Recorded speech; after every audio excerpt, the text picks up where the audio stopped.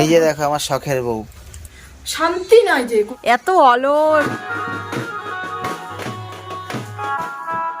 চলতে গিয়ে যেমন আমরা থমকে যাই, তেমনই কিন্তু আজকে কাজ করতে গিয়ে আমি থমকে গেছি, কিন্তু তার মধ্যেও আজকে একটা খুশি খুশি ভাব আমার মধ্যে আছে। আগের দিন রাত্রেবেলা বরকে বলে রেখেছিলাম আজকে সকাল 6টার দিকে ঘুম থেকে উঠবো, কিন্তু এখন বাজে মোটামুটি 8টা থেকে 8:30 হবে। এখন আমি ঘুম থেকে উঠলাম। আজকে সকাল সকালে ওঠার কথা ছিল, চটপট কাজগুলো গুছিয়ে নিয়ে যাব আজকে বাবার বাড়িতে। তো বাবার বাড়ি যাই বা যেখানেই যাই, কোথাও যদি আমার যাওয়ার কথা থাকে তাহলে কিন্তু আমি খুশি খুশি মনে কাজগুলো করি।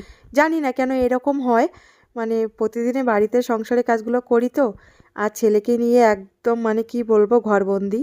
এই জন্য যদি কোথাও কোনো জায়গায় যাওয়ার কথা থাকে তাহলে কিন্তু তাড়াতাড়ি সকাল সকালে ভাবি যে ঘুম থেকেই উঠবো, আর সকাল সকালে কাজগুলো কমপ্লিট করার কথা মনে পড়ে, কিন্তু আমার হয়ে ওঠে না।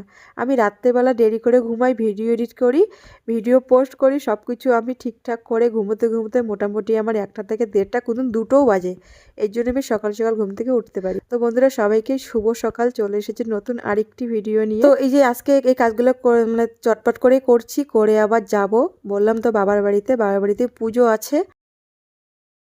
তো বন্ধুরা, সবাই মতো স্নান করলাম, দেখো চুলটা এখনো ভেজা আছে। তো আজকে যাব হচ্ছে বাড়িতে, আর বাড়িতে আজকে একটা পুজো আছে, যে সবাই মিলে পুজোটা করবে, শুধু আমার মায়েরা করবে না, সবাই মিলে পুজোটা করবে। তো দেখো রেডি হয়েছে, বাড়িতে একদমই কথা বলতে পারছি না, তো ভালো একটু কথা বলে নিই। আর উঠোন ঝাড়ার পর কোনো কাজে শেয়ার করতে পারিনি, চটপট করে কাজগুলো আমি মানে করতেছি তাড়াহুড়ো করে।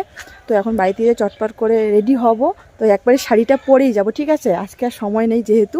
আর বরকে দেখো মুড়ি খেতে দিয়ে দিকে চলে আসলাম। আমি তো না খেয়ে আছি, মানে উপোস থাকবো, পুজোটা করার পর আমি খাবো। ঠিক আছে, এখন বাড়িতে যাই। আর বাড়িতে কথা বলতে পারি না, কারণ পুচকুশোনা যে এত চিল্লাচ্ছে, তো ওই জন্য বাগানে এসে কথা বলছি। এখন বাড়িতে যাই, বাড়িতে গিয়ে আবার তোমাদের সঙ্গে মানে রেডি হয়ে দেখাচ্ছি, ঠিক আছে? সম্পূর্ণ রেডি হয়ে দেখো এখন জামা কাপড় গুছিয়ে নিচ্ছি। তো এগুলো কিন্তু সব পুচকুশোনার জামা কাপড়। আমি এখন না একটা নাইটি শুধু নিয়ে যাই। এই যে দেখো আমার শখের বউ। হ্যাঁ, এই বউকে কোথাও নিয়ে গেলে আমার দিন একদম 12টা বেজে যায়। শাড়িটারি পরে নিয়ে দেখো আলতা পরতে বসে গেছে। হ্যাঁ, পুজোটা দিতে যাবো, আলতাটা তো পরতে লাগে, তাই না? পুজোর মধ্যে তো আলতা সিঁদুর করে ভালো করেই পরতে হয়। আর আমার যে এদিকে 12টা বেজে যাচ্ছে, আমার খেয়ালটা রাখবা না নাকি? দেখো কোনো সুন্দর করে দিচ্ছে না, যেমন পারবো তেমনই করে দিচ্ছি, খালি নিয়ম। মানে ভালো করে দিলে ভালো করে সময় দিতে হবে, তো সময় নেই।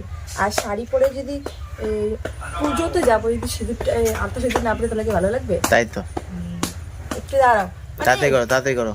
দেখো তো এক ফোঁটা ভালো হয়নি তো। দেখো রেডি টেডি হয়ে আমি কিভাবে এগুলো গোছগাছ করছি।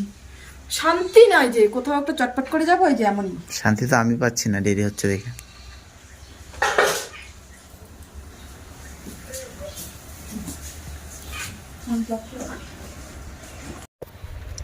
বারোটা বাজে, এখন আমাদের সম্পূর্ণ কমপ্লিট। এখন আমরা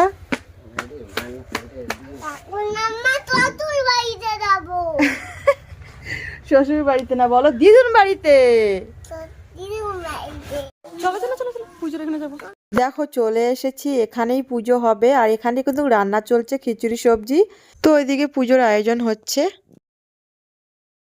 ওইদিকে একদম কমপ্লিট। আর এখন দেখো আলতা পড়ছে। এত অলস কাজকর্মের দিক দিয়ে, চটপট করে করবে কোনো না, দেখো রেডি হয়ে আলতা পড়ছে। এত সমস্যা, পুজোর দিন একটু তাড়াতাড়ি করবে, এটাও পারিস না না। আর মাও কিন্তু এখনই পড়লো, দেখো ছাড় না, মাও দেখো এখনই পড়লো। মারও সময় নেই, মার তো কাজ করে, তোর তো কিছু কাজ নেই, তুই তাড়াতাড়ি রেডি হতে পারিস। বন্ধ রাখ, আলতাটা নষ্ট হয়ে যাচ্ছে ডিজাইনটা।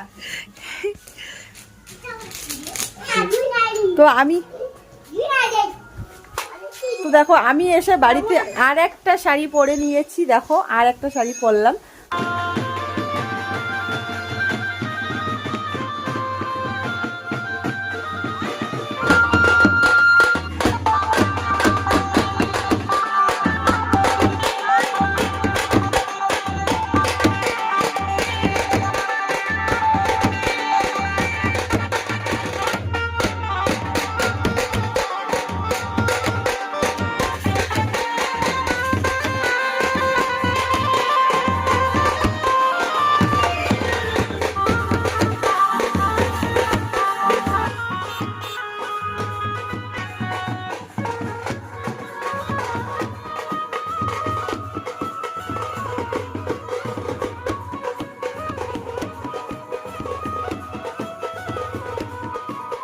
তো কিছুক্ষণের মধ্যে মা আসলো, এর মধ্যে দেখো মাকে আমরা বিসর্জন দিয়ে দেবো। কি খারাপ লাগে না, তাই না? তো এত খুশির মধ্যেও কিন্তু কোথাও এক জায়গায় গিয়ে মন খারাপ আমাদের হয়ে গেছে যে মাকে সাময়িকের জন্য নিয়ে আসলাম, নিয়ে আবার এখন মাকে বিসর্জন দেবো। দেখো কত সবাই খুশি, সবাই নাচ করছে, গান করছে।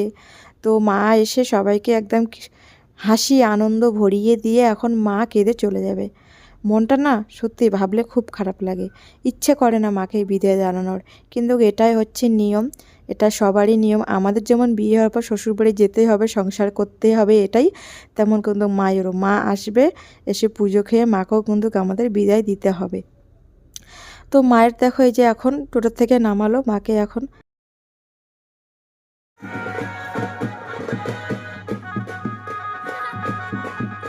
তো ছেড়ে যেতে একদমই মন চাইতেছে না, মনে হয় যে মাকে সাথে করে নিয়ে যাই, কিন্তু এটাই হচ্ছে ওই যে বললাম একটু আগে নিয়ম।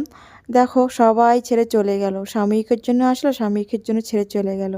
সত্যি একা রেখে কি খারাপ লাগছে, দেখো মার পাশে কেউ নেই। তো আজকের ব্লগটা এই পর্যন্ত, দেখা হবে আবার নতুন কোনো ব্লগে। তো টাটা।